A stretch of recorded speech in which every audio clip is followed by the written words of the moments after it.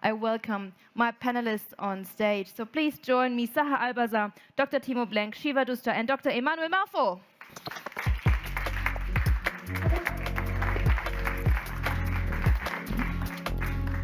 Hi, lovely to see you.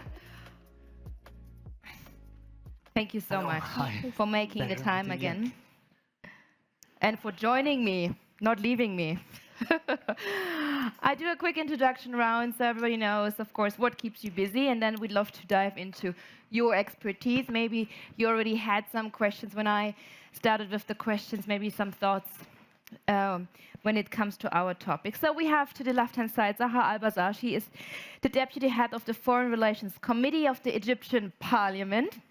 And with her leadership in parliamentary diplomacy and with her deep understanding of African development issues, you are a key voice in advancing North-South cooperation, so exactly where we need to have the next hour on, particularly in the context of climate finance and debt relief policies. And when you follow her on LinkedIn, congratulations, because you were just recently this week got appointed as a member of the High Advisory Committee for the Egyptian Deputy Prime Minister. Yes. Correct? Thank You. Congrats. Thank you. We have Dr. Timo BLENK with us, the CEO and partner of Agora Strategy Group, a leading German management consultancy for geopolitics with around 300 experts worldwide and growing, of course.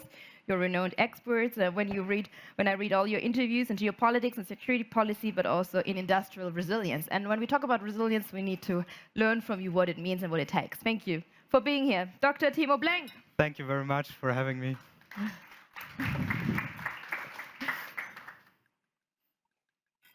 Excuse me. So Shiva DUSTDAR is also with us. Shiva, thank you for making time. You're the director and the head and dean of the EIB Institute, the European Investment Bank Institute, and you have a background in innovation finance and sustainable investing. These two pillars are your key pillars in discussing financial mechanisms and, of course, all in our topic of an energy transition. Thank you. Shiva DUSTDAR. Yes. Thank you. And to my right is Dr. Emmanuel Marfo. You are a chairman of the Committee on Environment, Science and Technology at the Parliament of the Republic of Ghana, and you have very deep insights on how developing nations can enhance energy security and climate resilience, while, of course, also managing all these geopolitical challenges that we are facing right now, right? So we are so happy to have you on stage. Thank you. Dr. Emmanuel Marfo. Okay. I always see that as a layer on onion. So we do a first round around the table, and then we go layer for layer into the richness of our conversation and the guiding question. So Timo, I'd like to start with you because, of course, geopolitical alliances, it's not an easy topic right now. Partnerships, everybody talks about partnerships, but then when it comes to the definition of partnerships, sometimes we have interesting interpretations. And of course, in all this ecosystem of partnerships, we need to then face the global power dynamics that were already mentioned here on different stages, and which is also, of course, the topic of the MSc. So on a general matter, how are these changing, and the shifting geopolitical alliances and the global power dynamics, the partnerships of a sustainable and a just North-South partnership? What big developments do you see and do you have on your mind? Thank you very much for this question. Very briefly, I think we have to start with zero again after JD Vance's speech yesterday. I think the outcry should be much bigger than it actually is. I think what we've seen is a fundamental attack on the Western value-based global order and the rule-based world order that we've seen so far. And also the American, not the American, but the MAGA, Make America Great Again, effort to reshape Western democratic interpretation, and also undermining the democratic legitimacy of the governments that we actually have in Europe, in Germany, and others. And this has been, in my view, a fundamental rupture of the transatlantic relationship, on which ground also NATO has been built, that we've seen basically since this transatlantic relationship has existed. And it's a total new it's a really new disruptive change with the new American administration.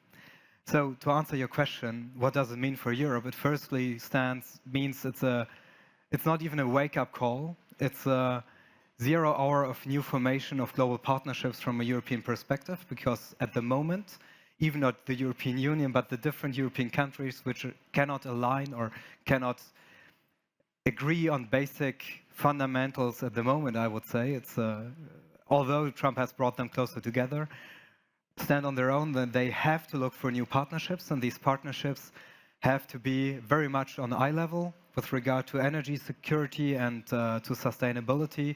It's not about only on critical minerals and raw materials and energy supply, but on local production with other partners, and really finding new strong allies, be it countries like Indonesia, India, Brazil, South America, but of course also African countries. I think there's already a strong cooperation with Northern African countries, but this will be the way forward with all that it brings. And I think we really need to accept it, but it's a rough, Vitaly Klitschko was here, it's a hard hit, and we really have to wake up from that.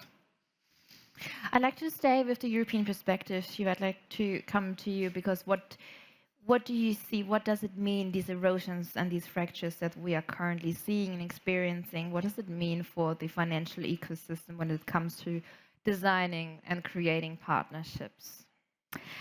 Yes, I think from a financial perspective, clearly the capital markets, the international financial system is a very global system, and it's a very interconnected system. Looking at it from a European investment banking perspective, and some of you may have heard my former colleague, we of course, and the topic of today is the North, this panel is the North-South dimension. I think what this, building on what Timo was saying, of course, the transatlantic relation needs to be, taken into account as it is evolving. But having said that, I think this is actually an opportunity to really now, from a European Union perspective, to stay strong together and actually really make the most out of this neighborhood that we live in. With Africa, with our eastern and our southern neighbors. And I do think, we've heard in different panels the last few days here in this pavilion, what can we bring to the US also? I think what we can bring to the US is indeed stability in this area, some more autonomy on our side, and together with this area also have a stronger counterforce towards China. Now, I'm not a political expert, so I will stick to more my financial background, but what it means for the EIB as a long-term lender of the European Union is indeed to ensure that we continue to invest in the North-South and the South-South and the North-North, all the various connectivities, because we are best placed to actually, as a financial institution, at a time when climate change seems to be somehow not on the agenda anymore as a security issue, for us it very much is our key strategic priority among 8 priorities, but we very much are focused on that to ensure that we go ahead and put all the investments needed in this transition. Both the digital and the climate transition, which are very connected and very much connected to economic and energy security. So I think we need to perhaps really stay on the course and not get too distracted by right now speeches and so on as a financial institution, to really be there long-term as partners in all these countries, as equal partners to all our countries, and we work in all of these countries that are present here. Thank you for that first round. Let's zoom in into some regions. So we have, of course, Sahar with us. Take us with you into the MENA region, and of course, there are a lot of projects in the pipeline, a lot of partnerships in the pipeline when it comes to energy transition, and then it's called just energy transition partnerships or the PPPs. Can you give us an idea of what you see, how the rise of interest might come along in times of the geopolitical tensions towards the MENA regions and towards Egypt? Sure, thank you. addressing the geopolitics, I would like to address it in two layers, the political geopolitics and the energy context. With what Timo said about how we are going to enter maybe a new, unfamiliar way of new order, world order, where I think it's challenging the sovereignty of countries. For example, like Canada will be the fifth state, or Panama, or Greenland, or Gaza, or forcibly displacing 2 million Palestinians. So it's just the beginning. We don't know how it will lead us at the end, but I think our role is to hold on our values, our international laws, our system that protects human rights, and the parliamentary networks and the parliamentary work it's also a sort of partnerships, because when the Parliament of Egypt talks to the Congress, for example, about the voice of the people in Egypt or in Gaza, and then you find the Congress itself raising a statement to the president. Almost 150 congressmen signed a statement saying that this proposal cannot work. So the partnership with other parliaments is very crucial in our work. And in the context of energy, for example, one of the European countries is passing a law that is mandating that any country that sends fruits for them and vegetables through flights, these flights should be fueled by biofuel, which is very expensive for our countries in Global South. So for Egypt, for example, 38% of my working force is in agriculture. So if we couldn't support them and continue exporting the vegetables and the fruits that we have, these 38% will be unemployed. And when they will be unemployed, they can be potential illegal refugees to Europe. So it's a cycle. We are all interconnected. My problems is your problems is my problem. So we need to work together. That's why even after Munich, I'll be flying to them, and we were going to speak about this bill. And the objective is one. We want green transition. We want renewable energy. That's fine. But it's the readiness of each country that matters when it comes to negotiating this. So we need to sit down, put like time frame, maybe put alternatives for access to finance, capacity building. So a lot of work needs to be done instead of just having the action right now, and then we find out that it backfires and hurts everyone.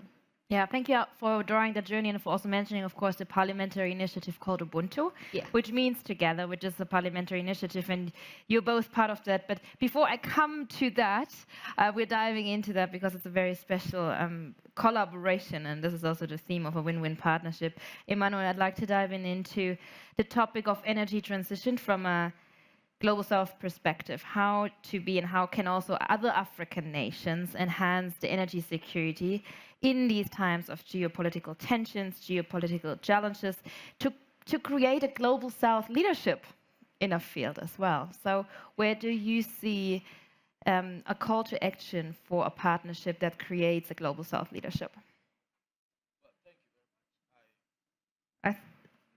Yeah, hang on, is it switched on? No, it's not. I can't hear you. Do you see a green light? Is it? Do we have a handheld microphone quickly on standby? You can also just throw it. No, we don't. Yeah. Oh my goodness. This will diminish my... Thank you, Manu. Okay, I think this works. Okay, Global South leadership, call to action. What do we need to learn from you? And Great. What do we keep in mind? Right. Thank you. Perfect. Thank you.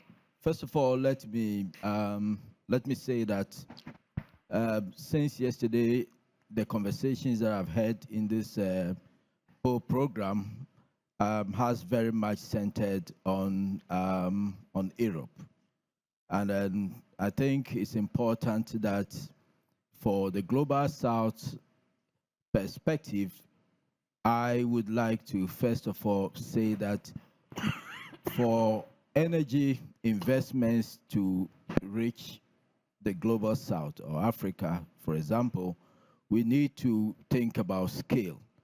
A lot of the opportunities that may be coming are huge, and that if you don't have a continent that is acting or that is putting itself in a way that it can act at scale, we will not be part of the whole process. Because when we talk of partnership, we are talking about people, actors coming together in a give and take manner. And so Africa, for example, or those continents in the global south must first of all put their house in order to be able to position itself to negotiate, position itself to be able to participate and in the whole conversation. Now, you come to just last month, we had a meeting in Tanzania where the World Bank and other partners pledged over $50 billion in energy investment in expanding electrification in Africa to cover almost the 83% of the global population that do not have access to electricity.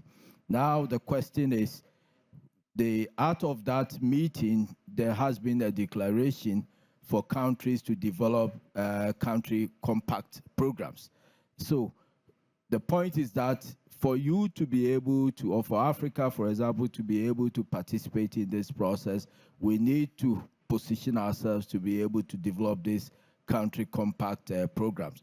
And that will mean you need to have policies, regulatory policies that provide incentives for example, private capital investment in the energy sector. You need to look at your tariff issues and so on and so forth. So basically, yes, Africa should be a partner in this whole energy transition thing, but then Africa would also need to, first of all, work out its own internal systems to make sure that it is able to participate as a partner and also to be able to attract the kind of investment that opportunities like the Mission 300 that I talked about will offer to us.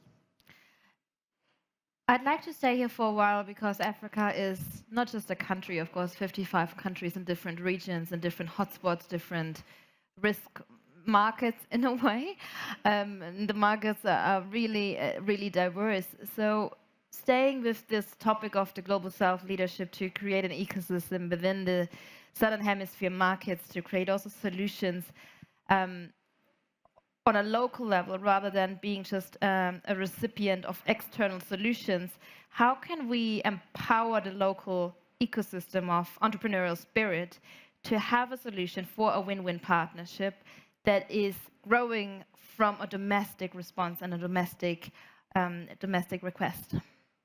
Well, so that is why, first of all, I started from the perspective of how African countries, most African economies are small. And so for Africa, in this whole conversation, to be able to participate as a partner, Africa needs to be able to come together. We need to be able to build some critical mass of population and economies that will be able to take advantage of probably huge investment opportunity, transboundary investment opportunities that may come up. And but so AFCFTA, everything is on the horizon, so the markets are getting developed. So is that not enough? Well, that is enough policy-wise, but some countries, I mean, Africa is big, different economies, different politics. Some countries are more democratic, others, go to West Africa, destabilization. Some countries, coup d'etats here and there. And so, yes, we have, in terms of policy, the Africa Continental Free Trade regime has come. But unless you have countries also, individual countries matching their policies and governance architecture to make sure that we all flow in some kind of same system of democracy or democratic values, same system of economic values and things like that, Yes, you may have the policy of being together, but in practice, you will still continue to be fragmented. And that makes investment a challenge at scale. Timo, on another panel, we were talking about the changing perception of risk when it comes also to risk investment. Would you underline that we need to be more courageous when it comes also to investing and supporting partnerships in emerging markets? Do we need another perception of risk? Do we, in these times where everything talks about geopolitical tensions and crises and catastrophes and difficulties, it might be difficult for investors also to come in and to say, yes, we are even more riskier than before. What conversations are you having? Is there a motivation to be risky when it comes to emerging markets? The short answer is I think the risk perception is changing on what is the risk in a global order without rules, and how do you calculate it and get it in your balance sheet, and where do you go and where you don't go. If I take 30 seconds just to point the big picture, there's one main theorem on which Democrats and Republicans in the US align on. This is the fundamental fight against China and the complete strategic rivalry. The openness degree of the US economy is 25% approximately, so imports plus exports as share of GDP. The openness degree of China is roughly between 40 and 45. The openness degree of an economy in Germany is 90%. So in the US perspective, if I want to harm China, I try to destabilize global trade to harm China, because I'm almost in a, not totally autark, but largely.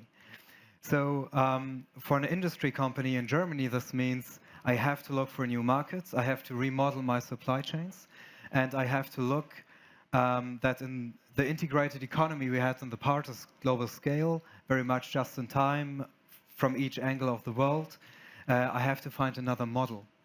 And this model can only work if I go into countries. So my own companies, we had, for example, last year, market entries to the Philippines, to Indonesia, also one to Kenya 2 years ago, and for different industries. And so the number is rising, but the key concern, and these are the final points, the three key concerns when going into the markets, also especially Africa. The first concern is always about logistics, especially if you have many landlocked economies, which is a big, big challenge, especially if you don't seem to have the infrastructure to outbalance it. The second one is political stability, and the third one, which may also become a question for the United States, is legal certainty and corruption. And this is, for Western companies, very tricky to get this also in their non-financial reporting. So this is a challenge. And this is also why companies here often call for deregulation and ask for less paperwork, etc. It's mostly related to those 3 points. So the answer is yes, yes, we need to be more courageous, but this is an effort not only on the industry side, it should also be a societal one. And I think it's possible, it will happen, but it should happen faster, and there are probably many things we can do. It's interesting. I hear a lot of new battlegrounds for influence out of your answer. What role will AI and technology play in that regard when it comes to this ecosystem of different battlegrounds, and having everything in mind for influence, a battleground for influence, especially with your perspective from different hotspots? How can we avoid to create more battlegrounds and new battlegrounds when it comes to technology? Because technology should be, in the best case, for all, for the good. It's probably very hard to avoid that. But the call for deregulation in AI also, again, of J.D. Vance in Paris was very clear. And I think the US government is misleading the interests of certain tech industry players in the US with American interests. And the ideology behind the MAGA movement is male white supremacy. And this is also what will be in AI models coming out of this ecosystem, always be repetitive. So I think the basic European regulation from a societal aspect, again, not too much, is crucially important. And to answer your question directly, I think these standards can also build a model for AI technology evolving, which is disruptive in many very different ways, where other parts of the world can more easily adapt to, because most parts of the world, and even China in different ways, will need to actually agree on certain standards. And these standards will be, I think, standards which are different from what tech players, or certain tech players in the US actually want. So we can avoid it. This is actually an area where Europe can go first. Also, I think it's a strength. But it's a long way. We will never be in Europe as strong in AI innovation, most likely, as the US is. But so the more you have to try to get different players in different data sets, which are more balanced. Shiva, I would like to come to you before we talk again about the Ubuntu initiative. I haven't forgotten that, but allow me another circle, Shiva. In these times of a green energy transition, a just transition, of course, new financial mechanisms are also needed, and you need to fight more for the financial mechanisms in order to elaborate and to leverage these technologies, right?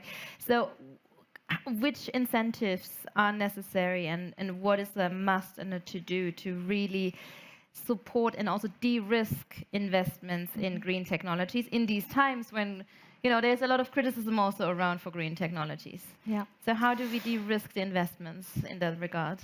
Indeed. I mean, perhaps let me, given that the multilateral system is also under attack right now, let me maybe, I think especially in this context of North-South, actually highlight the importance, if I may, of the multilateral financial architecture that we do have in place, and certainly the roles of banks like the European Investment Bank, which is of course not part of the Bretton Woods system, but you know, basically Europe's response to multilateralism. I think precisely because of the threat of China and because how China has invested in places like Africa with, I would say, very few guardrails when it came to social, environmental sustainability. They were, of course, very efficient, perhaps, and very intentional.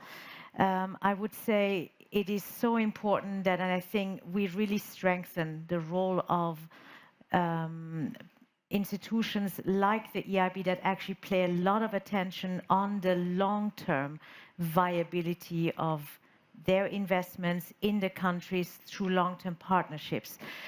And I think this comes also to the de-risking, because if you are indeed looking at it from a risk perspective, you want to address, you don't want to create additional risks by actually destroying the environment where you are actually making an investment. You do not want to increase the risk by having potentially social turmoil.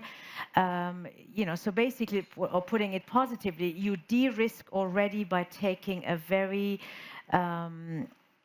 bringing in that long-term approach towards making the investment in these countries, not from an exploitation perspective of extracting what is there for the benefit of the extractor, but very much as part of a approach of, as the title is saying, win-win partnership. Now, the way we are de-risking things, and a lot of our financial investments in those countries are by blending various sources of capital. Tell us more. So the way we work, of course, we have mandates also by the European Union, and this is a very, in a way, a very clever way. Instead of just providing grants, the European Union actually gives us certain level of protection, which means that, you know, some level of guarantees. So that allows the EIB to take more risk. So already in many of the transactions, just by that pure, we can actually lend. So we actually lend directly to companies and governments through partial or full risk protection by the European Union. Companies and governments in the Global South, just to clarify. Yes, absolutely. Yeah. Okay. But it can be companies in the Global South or companies in Europe that are investing in the Global South. Understood.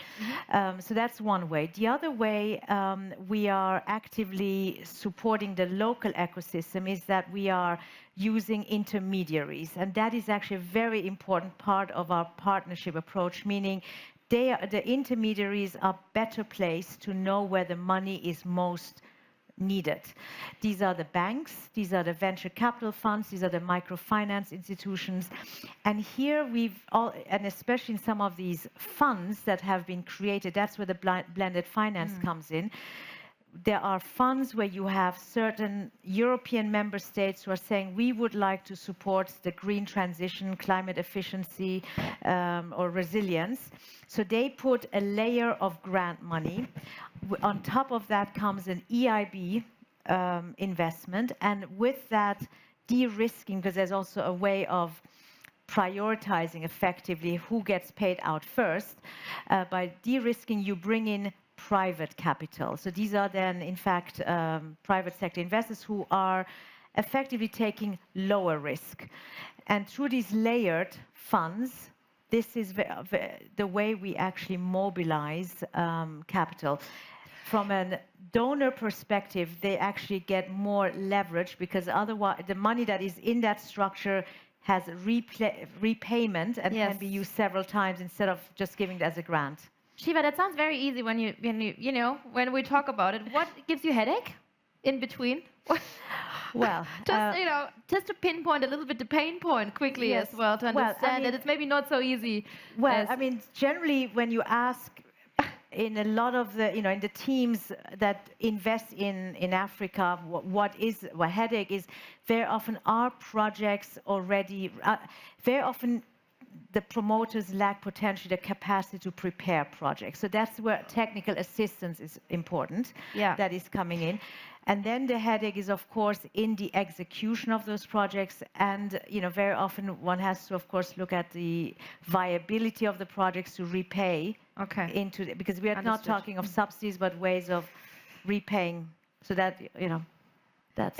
Which bridges perfectly to Ubuntu, which is Swahili for together, working together. And that's where I come back to Emmanuel and Sahar for your parliamentary initiative called Ubuntu.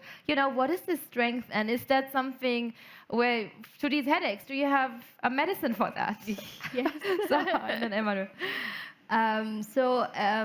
For renewable energy and the investment part, it's a way of financing the renewable energy projects in our countries. And in Egypt, for example, we have the Bimban solar farm, which is one of the biggest, and it was a PPP system. And IFC names us as the haven of wind. So we have financing in terms of investments in that field. But when we talk about climate adaptation, which renewable energy projects is part of it, we need more financing. And the commitments of the climate change in terms of the $100 billion that it was never fully paid every year to the vulnerable countries, we thought about having other alternative of financing, which is more debt swaps and the suspension of debt services.